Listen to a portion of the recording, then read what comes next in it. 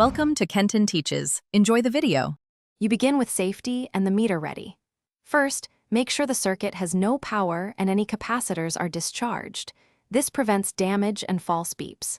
Next, turn the multimeter dial to the continuity position or diode setting if continuity is combined.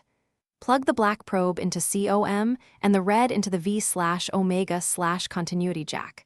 Once done, briefly touch probes together to verify the meter beeps or shows near 0 ohms.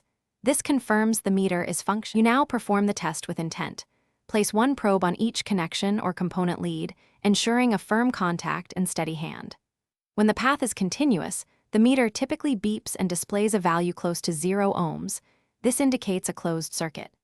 If you see OL, infinity, or a very high resistance, the path is open or has a large resistance.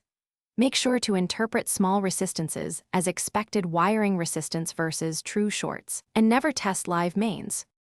To finish, disconnect probes and power down the meter, then store it properly. If you don't get a beep when expected, verify the probes by touching them together, check the meter battery voltage, and ensure the dial is in continuity rather than resistance only. Also try diode mode if continuity is suspect. If results are intermittent, gently wiggle wires, connectors, and components while testing to find a loose contact. This often reveals faults that static testing misses and explains inconsistent readings. Thanks for watching. Please subscribe if this video was helpful.